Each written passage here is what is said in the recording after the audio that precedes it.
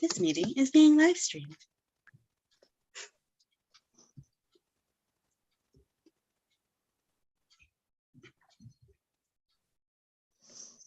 Now we're just waiting on Karen then. Yep. She messaged me a few minutes ago, so she should be on shortly. That's good. Let me mute that tab so we're not hearing. Caroline, do you know the art parts. that this is? Do you know the art that this was originally? Do you know what it is?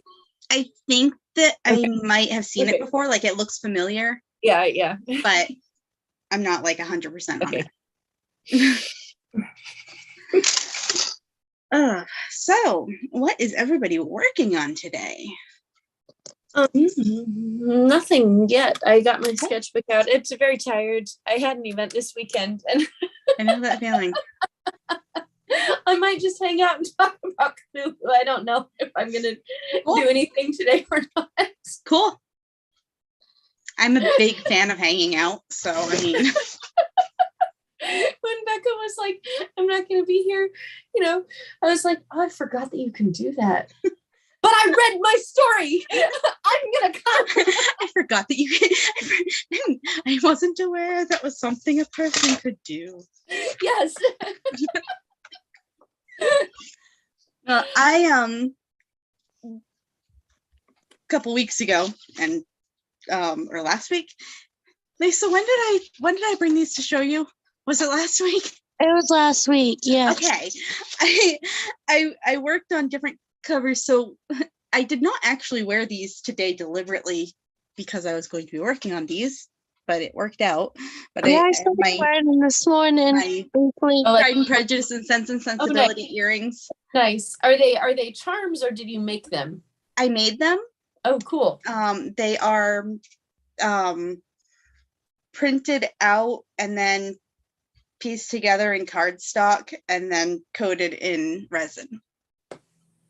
And so I was working on some different designs. So I have my Jane Austen necklace to go with them. So I have worked out, that's my Jane Austen one. And then I have Mary Shelley, Mary Wollstonecraft, and Poe. Mm-hmm. And I have worked out designs that I've put in various sizes. Cool. We have Karen for all of the different books. Very cool. I printed them in different sizes so I can see which ones really work and which ones don't. I got And it decide here. which sizes to make them available in. Hello, Karen. There was someone at the event that I did this last weekend who was selling eyeshadow palettes with book covers like that. That's so cool. I thought it was very, very cool. And they were all books that I liked. But the problem with eyeshadow palettes is that I only wear a couple colors. And I knew that if I got them, I would not wear most of them. I would just be getting it for the novelty of it. Novelty. What? They're Why is books. that funny? They're books. They're books. Novelty. Oh. Anyway, so I'm going to be cutting these out and getting them ready to piece together, but I can't for the life of me figure out where I put my rubber cement. So until I it's not in the drawer that it belongs in. That's really all I know about it right now. So until I find that, I can't actually finish piecing them together. Karen, what are you working on tonight? I'm going to be attempting to make a dragon with holding a small orb. Oh, you're making another one. Yeah, out of this Very nice nice. metallic, out of this nice blue. Oh, It's called a metallic blue. That came out really pretty last time. I'll just pull up a picture and sketch it. I'll just practice drawing. We'll do that. I'm working on something really exciting. What are you working on? I'm working on my bunny for a very, very special thing, if you remember, Karen. Nice. I've been working on this bunny forever.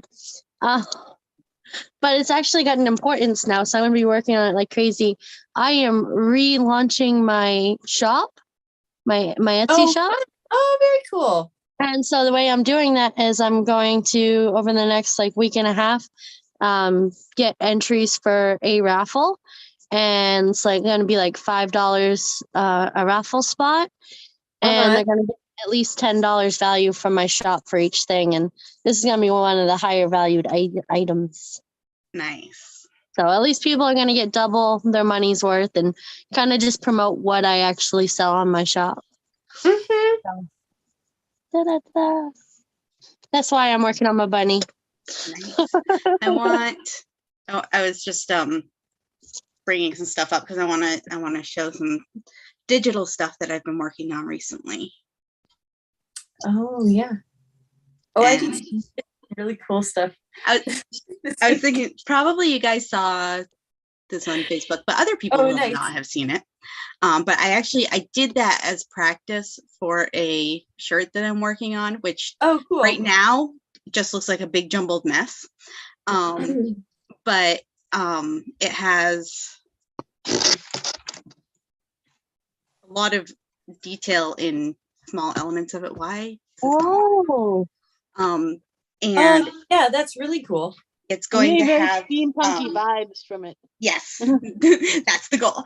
It's going to have like Victorian style clothes over it with like strategic rips and tears throughout to see the skeleton underneath. Very cool. Very nice.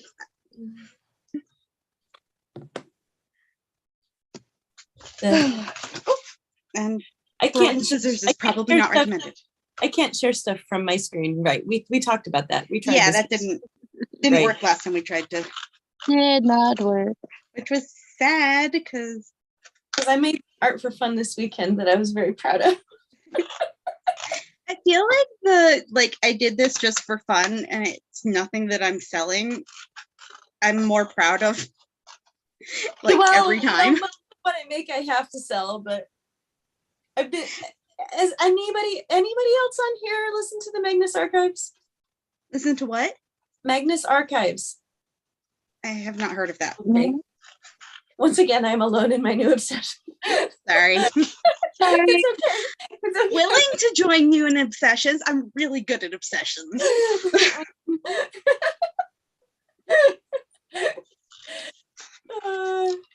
I don't want to spoil it, but this is a minor spoiler. Okay. But there's this concept. It's a horror anthology podcast, and eventually the stories end up being connected.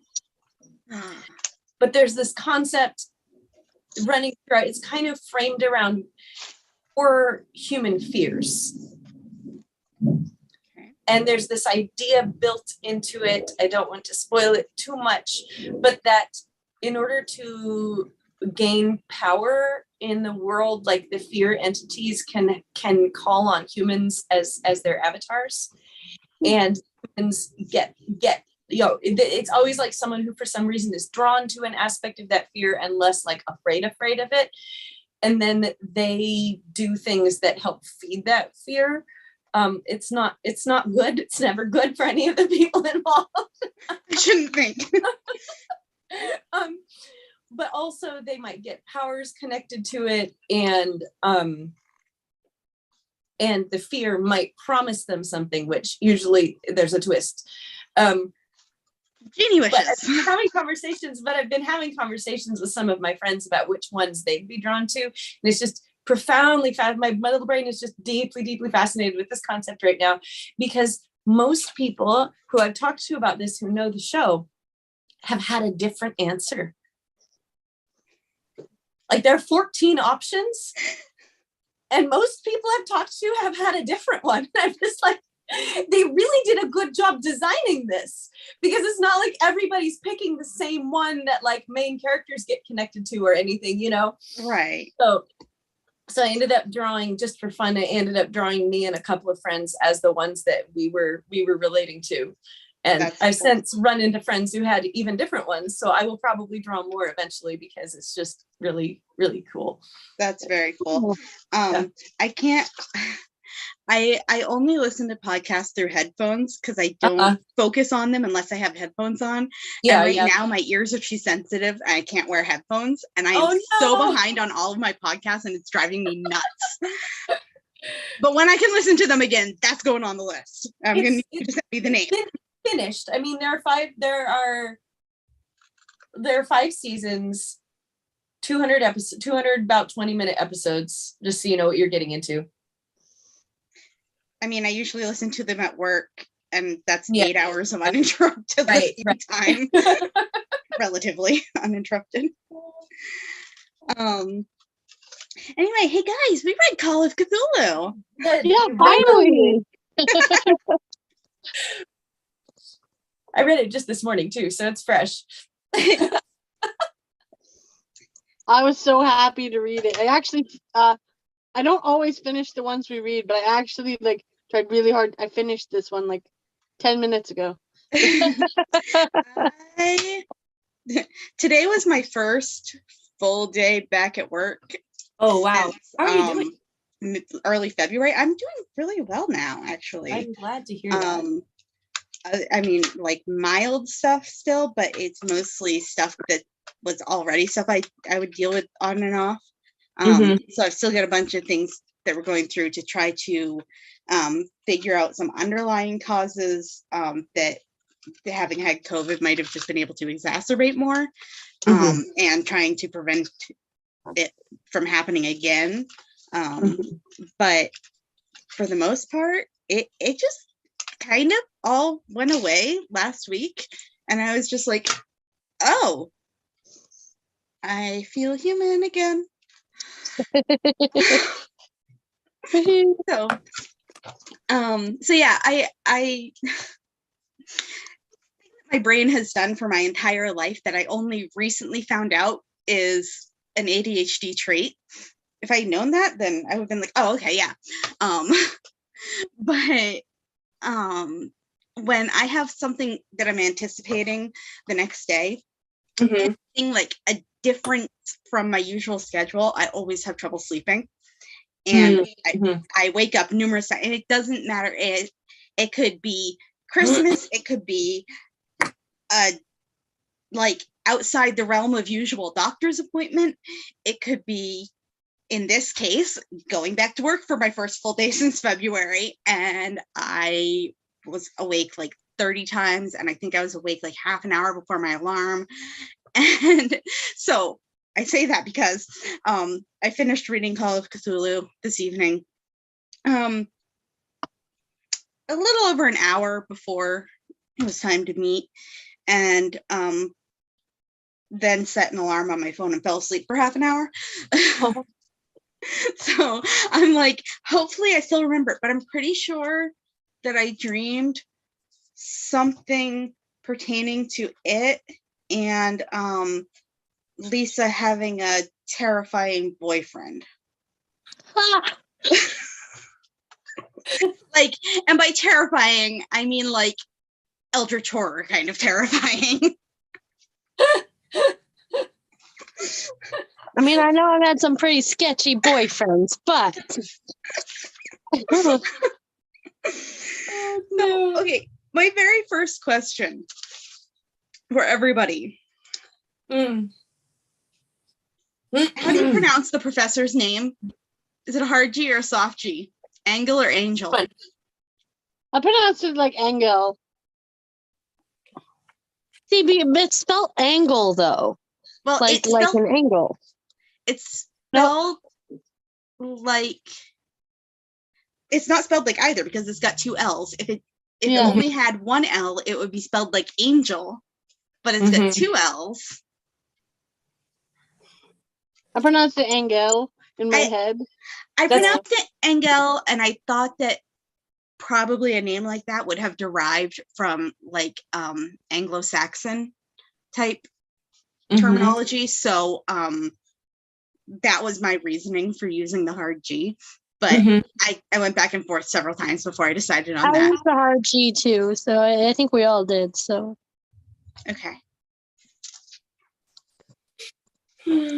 So many different.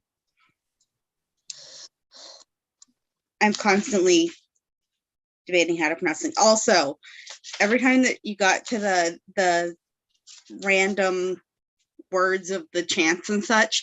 Did anybody besides me sit there trying to figure out how to pronounce them for like 5 minutes each? Without like saying them out loud and accidentally summoning? Yes.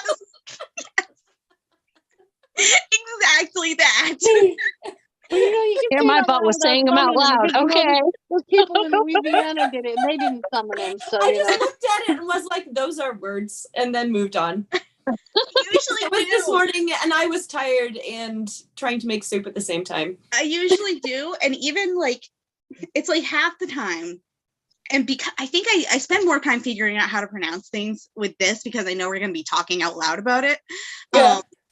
But in general, in my reading, it's like half the time I read and I'll spend forever trying to figure out how to pronounce something. I'll like look up pronunciations online. I'll like, there's gotta be something.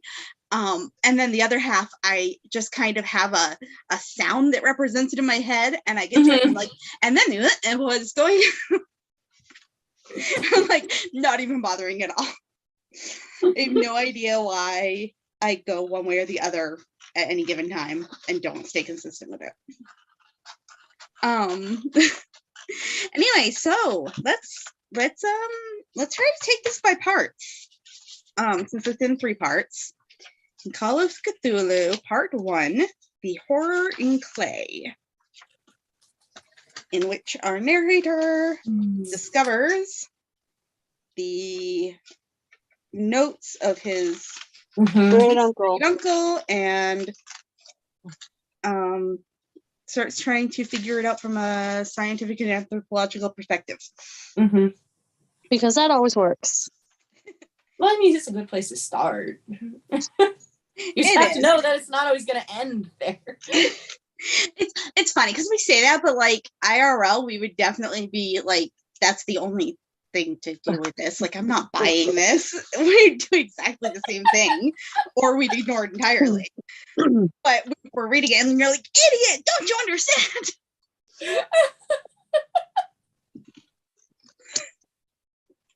Although every time I see anything about anthropological anything, my brain goes to Bones.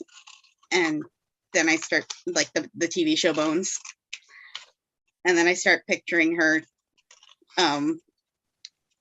how she would discuss things. I was definitely picturing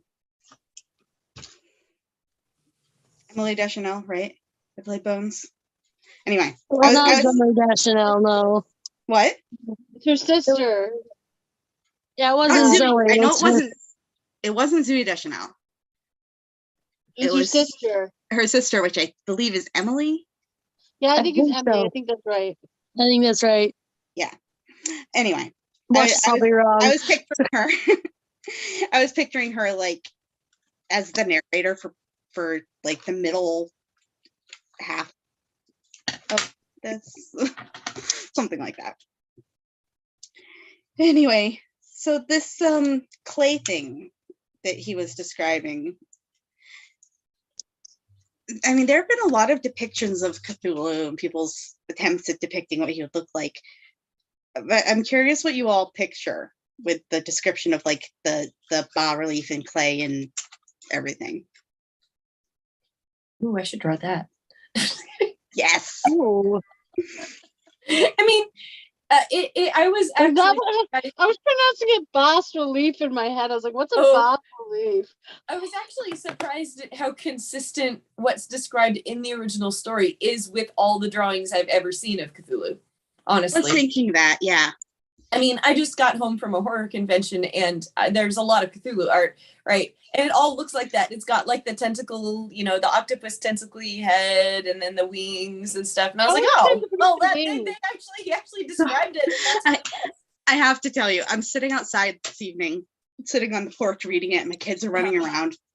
And they're running like all around the house playing tag and hide and seek and whatever. All of a sudden, as I'm reading this about Cthulhu, they walk past my 7-year-olds saying to my 10-year-old, hey, let's play that again, but this time I get to be the octopus. What are you guys doing?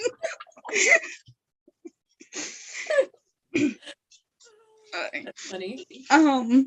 That's very funny. Anyway, yeah, I agree about it being very similar in a lot of ways.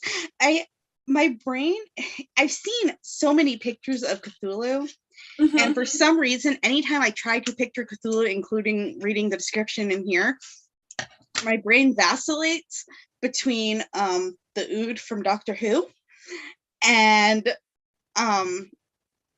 Davy Jones from Pirates of the Caribbean. I love Davy Jones so much. Some amalgamation of that is Cthulhu in my brain. Except like, giant. Yeah.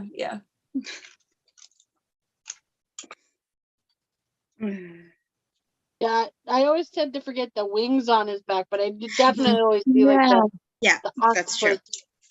And is it like tiny bat wings, or are they like huge, like ginormous wings? If they're functional, they need to be big.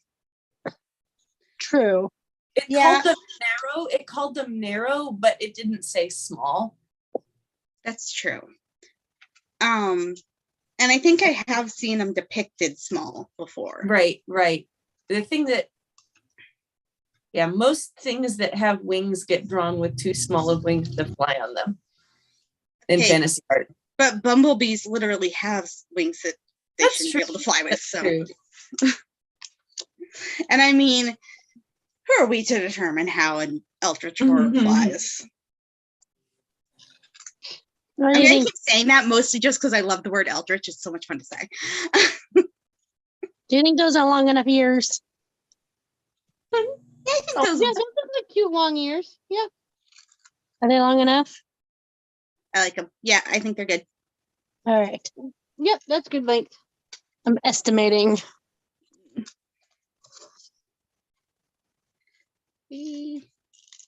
I know, completely off topic. It's books and crafts. That's the whole thing. So crafts are not off topic. That's true. Speaking of books and crafts.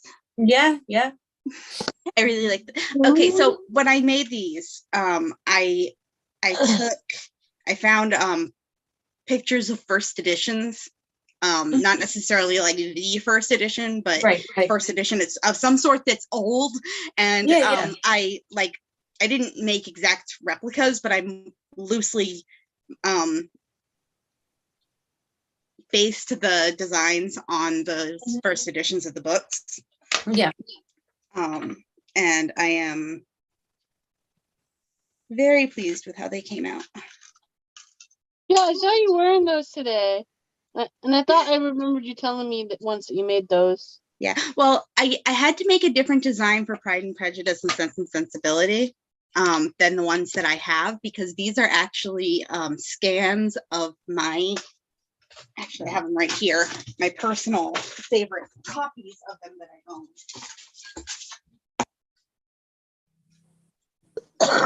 Excuse me. How am I tying knots? I just reached down and grabbed one at random. This was actually Northanger Abbey, but they all have the same cover but in different colors, and it's a complete set of them like this. So I scanned them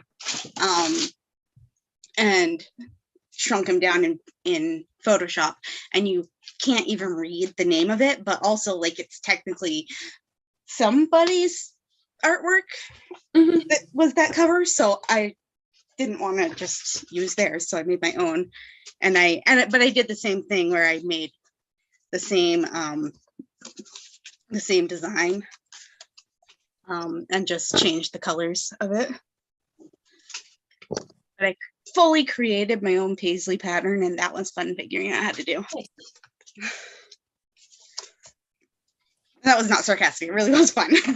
I was say, yeah, sounds fun. What? I said it sounds fun. As you can tell, I still have my voice, as you can tell. Barely. Yeah, Lisa's either sick or highly allergic, but either way, she definitely needs to get her voice back. Yeah, I'm pretty sure it's just allergies. So let's see what else. Is there anything in the first section that really stood out to anybody besides the stuff that I've mentioned? Haven't really talked specifically about much of the plot, but It's So just the first one, he mostly is reading the manuscript of the sculptor who brought the, what was it? How was it pronounced? relief. Bas relief. Do you know what a bas relief is? No, It's- no idea. It's essentially a clay carving that is, it's not like a sculpture. It's done flat, more or less, that they carve away so that there's a 3D element to it, like of a tile, or it can be any size pretty much. But yeah, like a tile or a wall or something like yeah. that. So Okay. that's what he brought, was essentially like a plaque that had a 3D image on it. Mhm. Well, That I he had got carved. that part, but like I had no idea what a bas relief was. Mhm. That's what it is. And if it hadn't been for my art classes in college, I would not have known how to pronounce that either, because I hate French.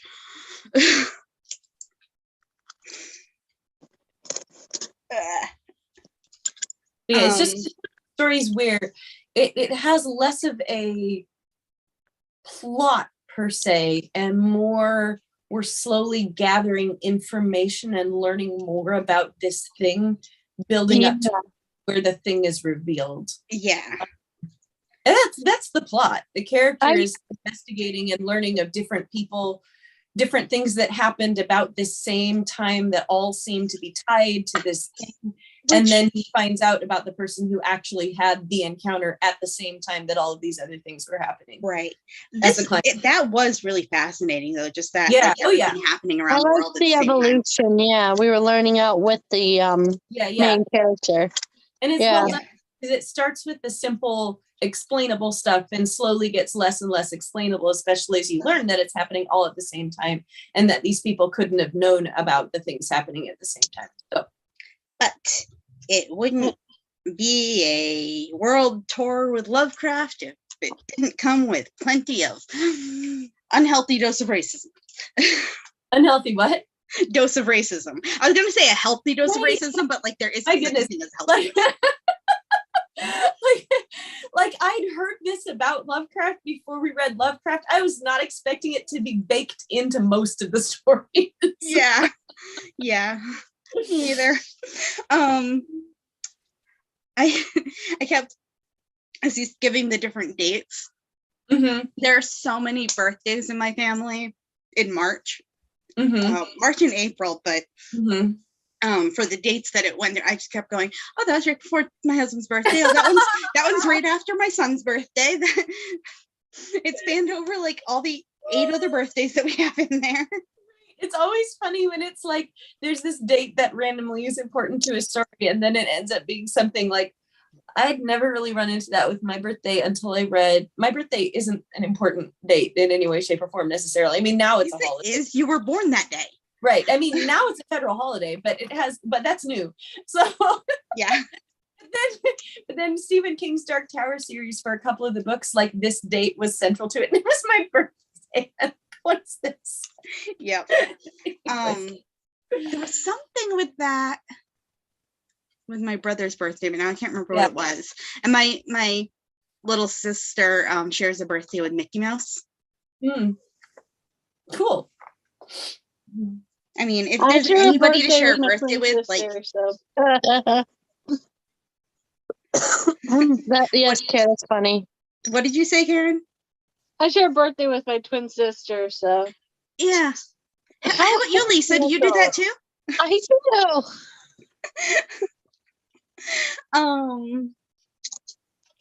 I didn't know what to make of it being the artists and poets who were most affected. Makes sense to me. It made sense, but there are a few different ways that it could kind of be interpreted. Mm-hmm.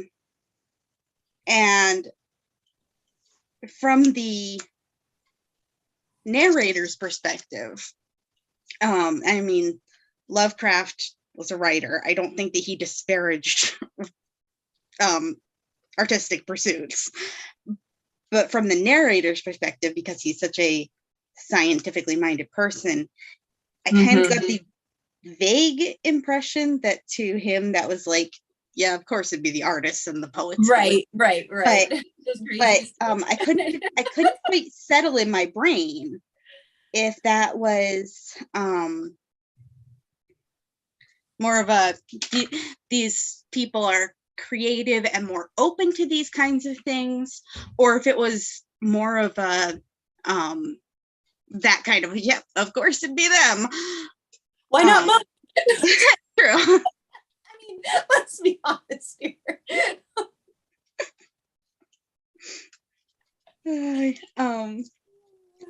But it's just, it was them, and then it was, I guess what got me was that it was them, and then it was everything racist.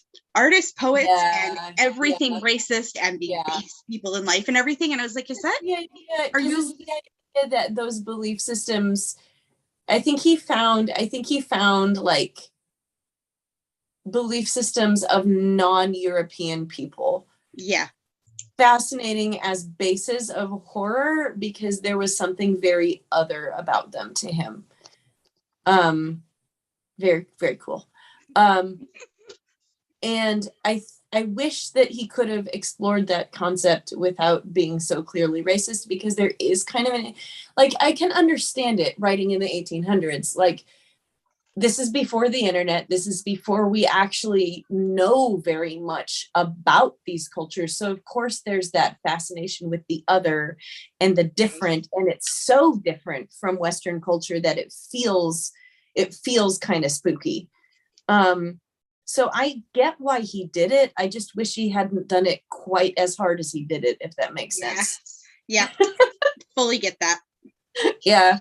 And there's this idea that there's something unknown about them. Like, that's why, I think that's probably why he did it. Like, he didn't actually know how these religions and these religious practices in these other countries worked. And so there was space for the whole, oh, they're tapping into something big and dark and evil here.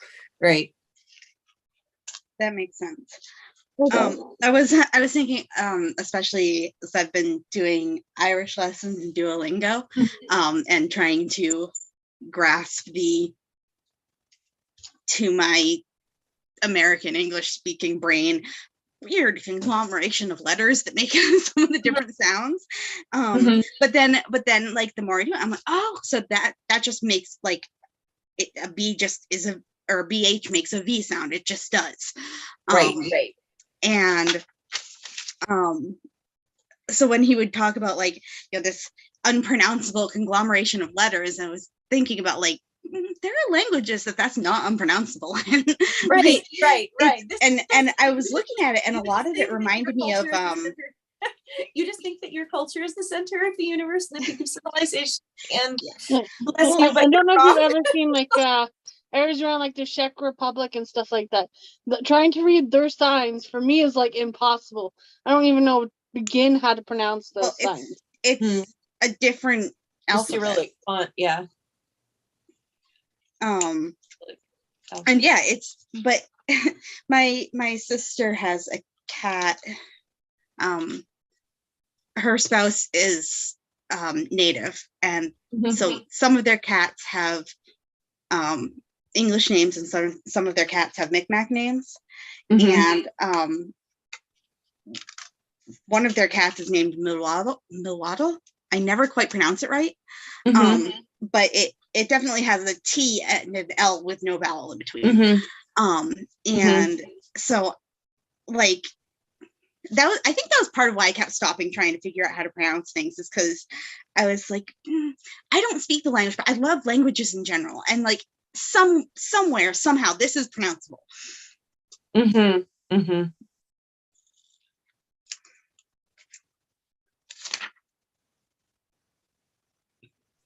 Relaya.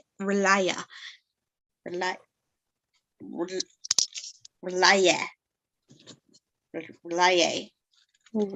I say relaya, it just sounds like you're saying, you know, it's reliable.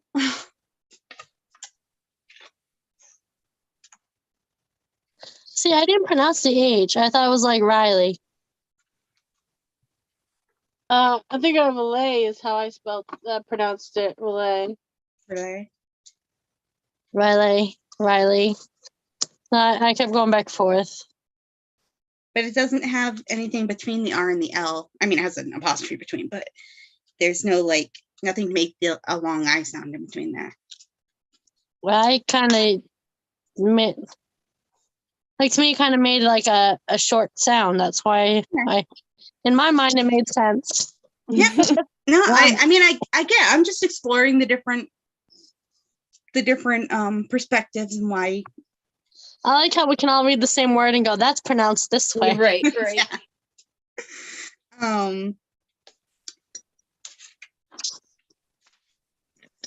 Section 2, The Tale of Inspector Legrasse.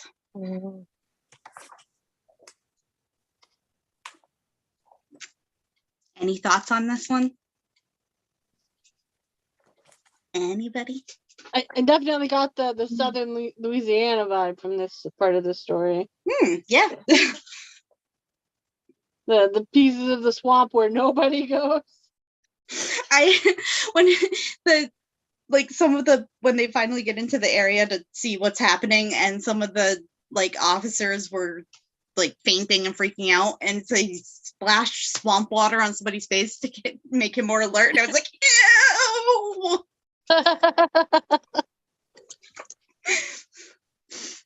I'm like, what bugs were in that water? What germs were in that water? What did you just throw? There's a lot more than bugs in that water. And then he mysteriously died 2 days later. It must have been because of Cthulhu. Must have been. Yeah, that was it. No, that was not actually in there. Well, now where's my metal ruler? It ran away. It was just sitting right there. Right there. Could not find it anywhere. This is how I hide things from myself. I set them in logical locations. You just move it 2 inches to the left. You'll never find it. Yeah. This is how I fold the book covers in. Have to have the edge of a metal ruler because otherwise the crease. Yeah, you know how you fold cardstock and it kind of makes some parts are just a single crease and some parts are 3 creases that are making some sort of 3D shape. Yep. Yeah. So in order to make it go smoothly, I have to use my metal ruler. Erika, you look very deep in thought. No, I'm just flipping through the section of that section of the book and refreshing my memory. That's all that's going on. Hey, that requires deep thought. There seemed to be 2 parts to this chapter. There was the inspector who went to Louisiana, and then there was also a professor who traveled around, I think Europe and other places like that. And then he later talked to the professor, Webb, I think it was, who'd gone to those places and tried to figure out similarities between the cults and the stories of Cthulhu. Right.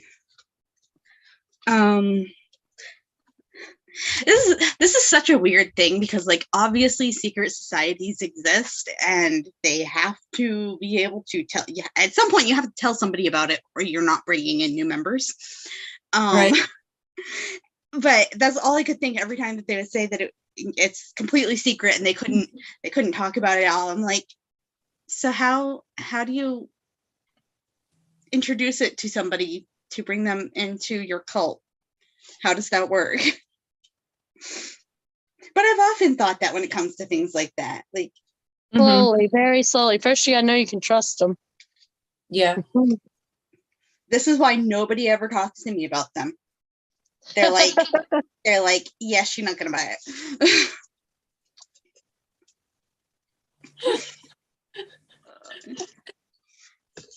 It's I'm serious. In middle school, high school, and people would talk about if you know somebody who's dealing drugs or anything, you can tell a teacher, and I'm like, are people even doing this? And my friends are like, yes, you don't know about it because you would tell a teacher. In high school, me and Lisa never got invited to parties where there was drinking and stuff, but our cousin Lorelai did. Apparently. Like, those I never knew they were things going that on. happen, right? Like, that's not in this area. And people are like, Yeah, it is. It turned out that during the time frame that I was in high school over in Oxford County had the highest drug alcohol rate in teens in the United States of America. Mm-hmm. And the town I was in was one of the worst of Oxford County. And I'm just sitting there like, that's not a thing around here, right? Like, nobody does that, right? Me and Karen felt the same way. We were just left just in the dark like you. We're like, nope, can't trust them. Nope.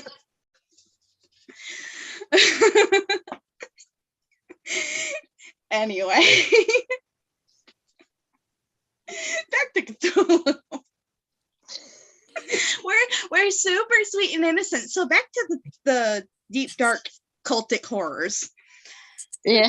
I was homeschooled, so I got no analogy. And then I was a teacher.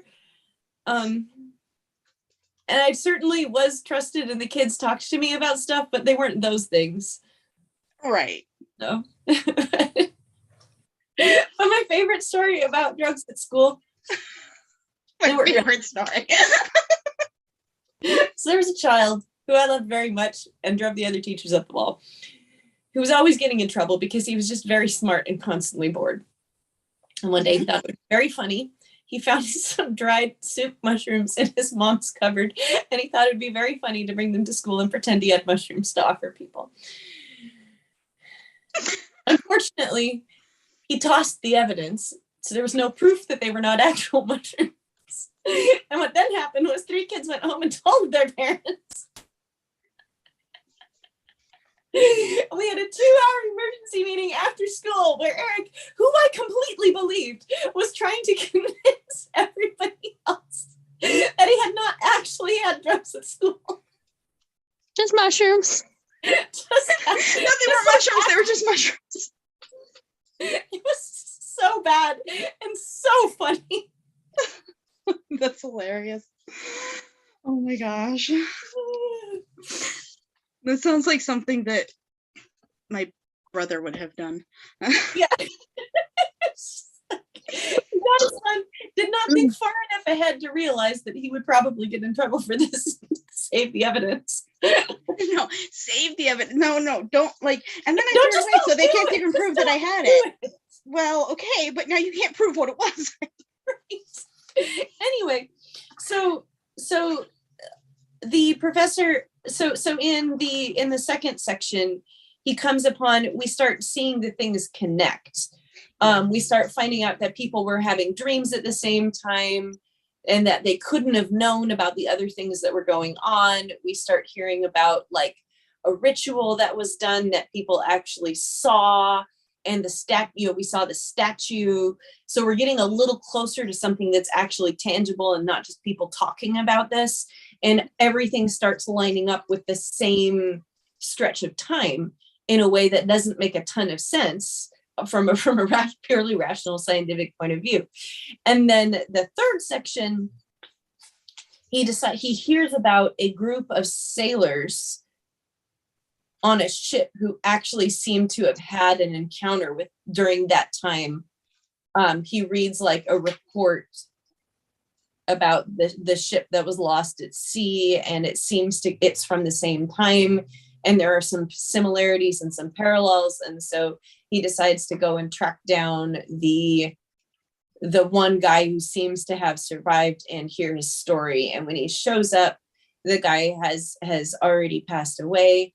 He seems to have had some kind of heart failure, never really was the same physically after this. But his wife has a statement that he wrote down where he actually wrote down his experiences. And so then the story finishes with this firsthand account where they actually did encounter the monster. And now, did you guys pronounce the name as Johnson or Jonathan? Because that was confusing to me. They were from Norway. It was probably Johansson. Yeah. I kept reading like Jonathan, but Johnson, I was like, I don't know how to pronounce this one. Like, I'm bad. Yeah, I think it was Johansson. Okay. Find the right book here. I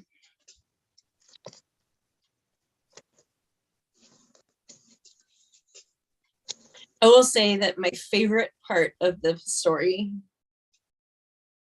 was where they realized that where Cthulhu starts going into the sea and following them, and they realize that they're not going to get enough power to outrun him in time, and so they do a hard turn and they just plow the ship right through him.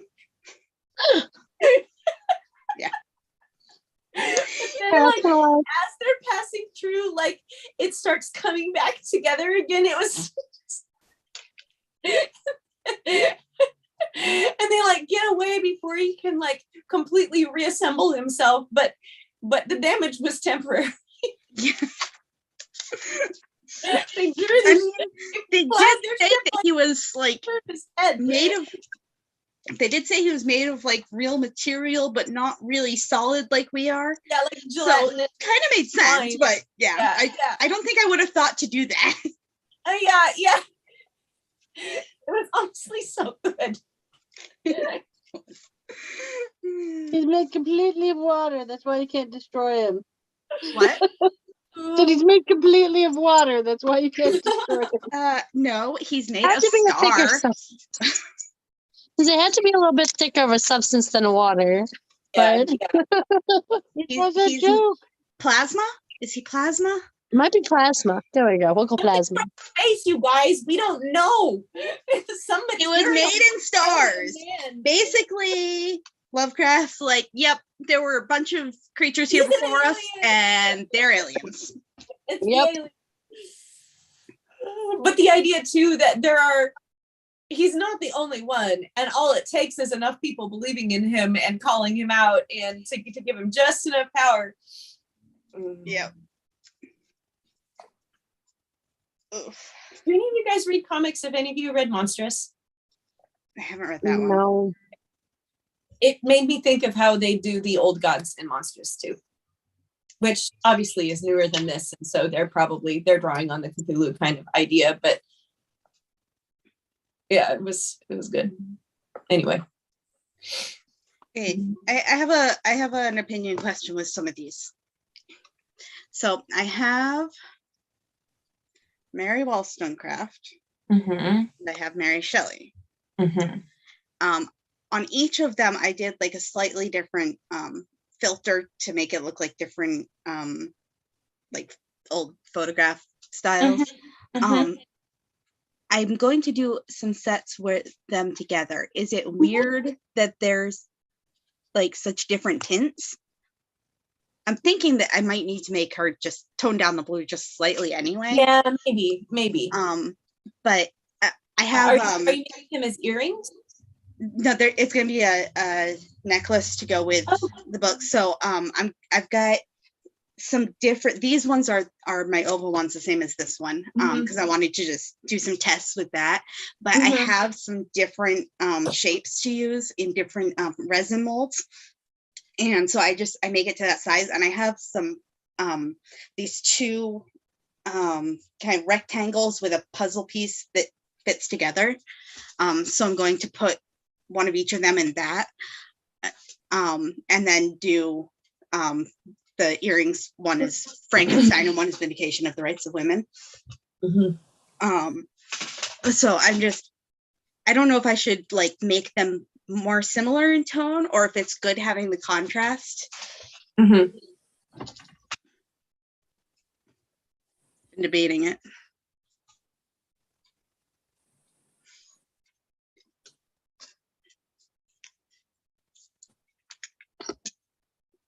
I need to remember to not fold one of these so I can use it to get the size of the pages for it.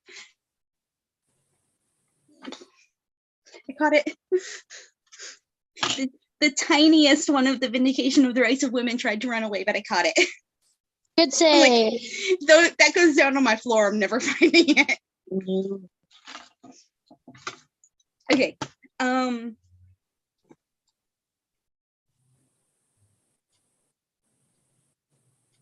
I don't know. I was so trying not to fall asleep that a lot of the like most interesting part of this, where he actually was getting this firsthand account that he was reading, I don't really remember. And I just read it 2 hours ago. Right after I ate lunch, so my brain was back online at that point. Yeah, I was trying really hard not to fall asleep. It was actually the story was a lot different than I thought it would be. You know, I shouldn't have thought it would be that much different because, you know, we've been reading H.P. Lovecraft for a while now. But I thought the story would be different than it was. So I guess it wasn't. It was definitely a lot more wordy than I thought it would be. Yeah, that sounds like Lovecraft. I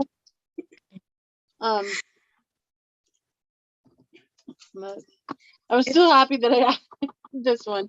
I've been waiting. For some reason, I really like Cthulhu. I don't know why.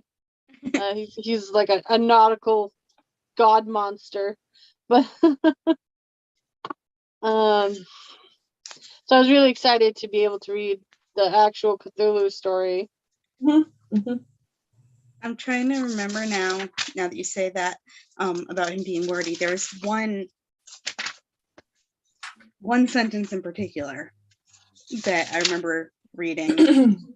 Oh, hey, how about that spelling of Eskimo, by the way? I was like, is that's gotta supposed to be. Yeah. And then I looked in the back. I was like, okay, good. It is Eskimo. Yeah. Well, I was way off with that. It's Johansson, and I'm just like thinking it's like Johnson or Jonathan. It's Johansson. Don't mind me. Wow. Need my eyes checked today. Man, what was that? I remember. I remember things weird. I remember that it was in the top left page. So I'm like just looking through. I don't remember what the sentence was or which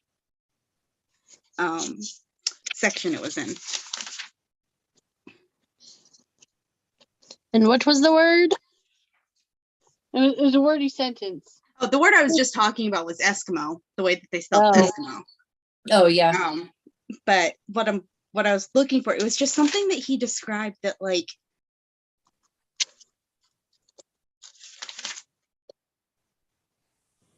I don't know if I'm gonna be able to find it. I will say that I rather liked the sentence. The green sticky spawn of the stars had awakened to claim his own. Yes, that's good. It is. What was that quote? Like there was a quote in one of the, and I think it was the second chapter. Like or the third one. Something must die. Even death may die. Is that originally an H.P. Lovecraft quote, or is that from something else? Oh, that is not dead which can eternal lie, and with strange eons, even death may die.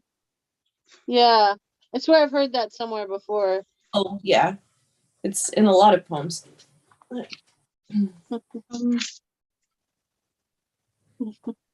Yeah, I'm not gonna find it, but whatever the sentence was, I just remember being like, most people would have said that in like 4 words, and he just said it in like 30, and it was beautiful. That's true. And that's the thing, like I use way more words than I need to, but it's just annoying. Like, he uses so many more words than he needs to, but it's so beautiful. It was something that like I feel like it was something where he said like it was kind of like a Lovecraft equivalent of saying like he's not wrong. Like instead of saying like so we could do this, he was like, so we couldn't not do this and whatever. Like he just like went on. That's funny. I just have no idea now what the actual sentence was. It's kind of bugging me. Did anybody else's book say he dashed some swamp water on his face? It says splash. He dashed. It took me like three takes to go. Like, he dashed the water. Well, if you find the sentence before next time we have club, then bring it. I will. I will probably send it in our group message so that you guys can remind me. I mean, like you add a dash of seasoning, so I get the word of using dashed, but we don't use it that way. Right. The other thing was where he describes the geometry of the place being abnormal. The acute angles being somehow obtuse. Right. And they couldn't even tell if even the land and sea was horizontal at one point. Right. Well, the thing is, I have pictures in my brain for how calendars go, how number lines go, just like the cycle of the days of the week. And they are physically impossible to all work together. And I've never been able to I can't draw it out or really show anybody because my brain's just like, it's amorphous almost. And I'm like, no, but I have this picture in there. I really do. And so I read that and I was just like, oh, maybe my numbers in my brain belong to Cthulhu. That's why. It's the old ones. It's the old ones calendar. So one thing I wanted to mention, because I thought of it while reading, is we normally talk about like how these are not quite realistic, but sometimes they're like dreams or altered dimensions or something. And I really felt like an option for this is that everyone could have just experienced the Mandela effect again in the early 20s of 1900s, as well as these like this huge Mandela effect. You know, it would be really cool to couple some of his descriptions of things, of the ways that they look, with like MC Escher optical illusions. Ooh. Like the stairs that just keep going around and stuff. I think those will work really well together. So next time, because wow, we actually I'm like, is it really almost 8? We are reading The Color Out of Space for next time, and I have been intrigued by that title since I first read it in the table of contents way back when we started this. So I'm eager to find out what that's about. I've never read the table of contents. Well, I had to read the table of contents because I went through and figured out what we were reading each week. So that does sound like an interesting title. I'm intrigued and I'm eager to read it. It makes me think though of C.S. Lewis's Space Trilogy, and I'm quite certain it will be nothing like that whatsoever. There's a movie that's been made based on this one. Yeah? With what's his face in it, with Nicolas Cage in it. I have to watch this. Oh my gosh, I have to find this. I have to read this sooner so that I can also watch that before our next session. Right. Did anybody have anything else to say about the Call of Cthulhu?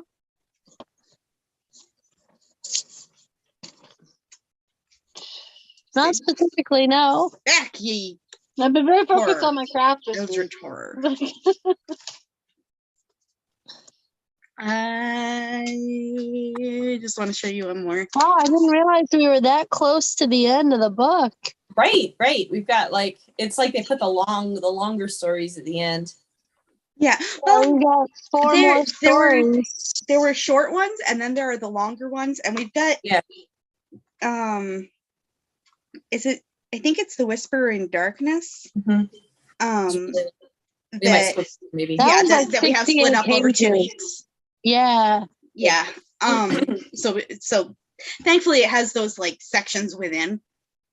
So it's split up over a couple of weeks. What's our next date? Our next date is June 7th. June 7th. Reminder, I may be late because that is my dentist appointment. Yep. Yes. Karen may be late. I may be late / absent. Yeah, it's The Whisperer in Darkness. We have parts 1 through 3, and then 1 through 4, and then 5 through 7. in 2 separate weeks. So that one, we actually get to talk about where we think it's going next. Ooh. I'm excited for Like that. stop mid progress. That'll be fun.